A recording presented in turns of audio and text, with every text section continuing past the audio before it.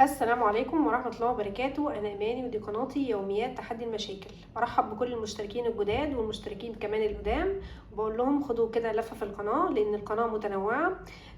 فيها طبخ، فيها توفير، فيها ازاي اشتري خضار بذكاء، في ازاي اوفر من استهلاك الكهرباء 50% فيديو، في ازاي اوفر من استهلاك الغاز 50%، في ازاي اوفر من استهلاك المياه 50%. كل الحاجات دي هتعجبكم جدا لأن فيها أفكار.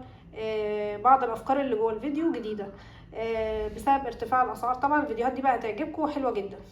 بعد كده عندي في فيديو عن التخسيس، ازاي اخسس نفسي وازاي اكون رشيق طول حياتي. هتعجبكم الفيديوهات ان شاء الله. في فيديو ازاي اعرف ان ابني عنده مشكله في النطق، مشاكل النطق اللي عند الاطفال وبعض الكبار. يا ريت تاخدوا كده لفه في القناه وشوفوا الفيديوهات وان شاء الله هتعجبكم. النهارده ان شاء الله فكره الفيديو ازاي اعمل مشروع وازود دخلي.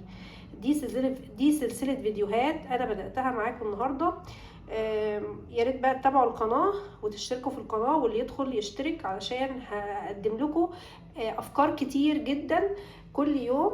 هقدم لكم فكره علشان نعمل بيها مشروع لزياده الدخل من البيت. اول حاجه عندي النهارده اول فيديو في سلسله ازاي اعمل مشروع من البيت او ازاي اعمل مشروع وازود دخلي، مشروع الاكسسوارات. هتقولي لي في حد بقى يطلع كده ويقول لي طيب في ناس قالت عليه ومش عارف ايه. انا هقول لكم حاجات جديده في الفيديو، تابع الفيديو. اول حاجه الخامات اشتريها منين؟ الخامات بتاع الاكسسوارات دي، الخامات اشتريها من العتبه بالقاهره. في مكان كده في القاهره اسمه العتبه، تروحي هتشتري منه الخامات بسعر الجمله. ليه؟ لان المحلات القطاعي هتبيع لك تكلفه المواد الخام بتاعه الاكسسوارات دي، هتبيعها لك غاليه جدا. تاني حاجه التسويق، ازاي اسوق للمشروع ده. في ناس بتعرف تعمل وشاطره وكويسه بس مش بتعرف تسوق لنفسها كويس. اول حاجه عندي تعملي جروب على الواتس وتحطي عليه كل اصحابك وقرايبك وجيرانك، تحطي كله وتقولي لهم اي حد عنده اصحاب او قرايب يدخلوا الجروب. كل واحد دخل قرايبه واصحابه هتلاقوا الجروب كبر وانتشر، وتعرضي بقى فيه على الجروب ده الشغل بتاعك. دي تجربه ناس ناجحه. يعني الفكره اللي بقول لك عليها دي، الفكره اللي بقول لك عليها دي فكره ناس ناجحه جدا، مش مجرد كلام وخلاص. في ناس عامله فعلا جروبات وبتشتغل عليها. الفكره اللي بعد كده هتعملي صفحه على الفيس وهتعرضي عليها شغلك. الفكره اللي بعد كده تعملي صفحه على الانستجرام وتصوري الشغل وتعرضيه. تعملي قناه على اليوتيوب وتصوري الشغل زي ما انا مصوره لكم كده، موريه لكم اشكال للاكسسوارات. وان شاء الله هتعجبكم، واعرضي شغلك فيها.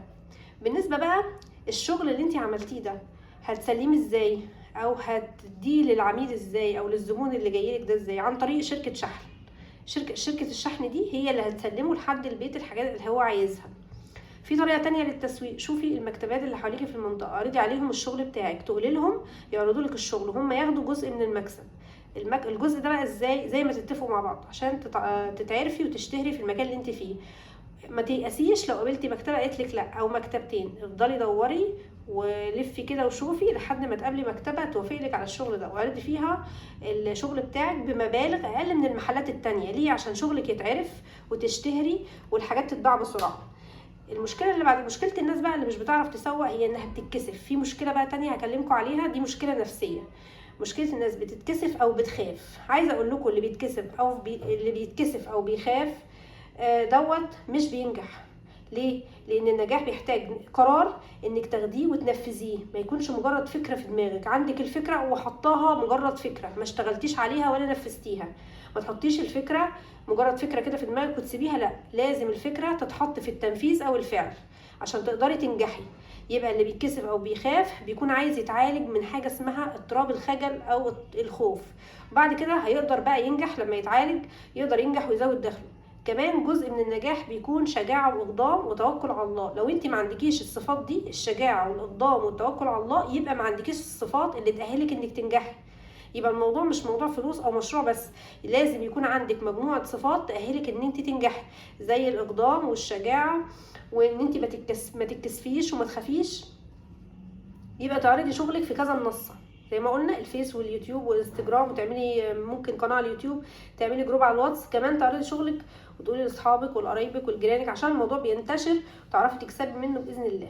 يا ريت بقى لو عجبكم الفيديو يا ريت تعملوا لايك للفيديو واشتراك في القناه وشير للفيديو. ابعتوا الفيديو لاصحابكم وقرايبكم. زي ما انتم شايفين كده وانا مورياكم، دي نماذج لحاجات معموله اكسسوارات اهي. شايفين اهي، شايفين جميله جدا ازاي اهي.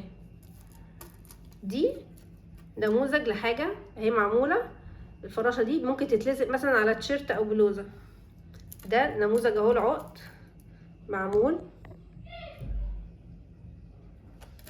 دي نموذج لغويشه برضو. دي نموذج لغويشه برضو.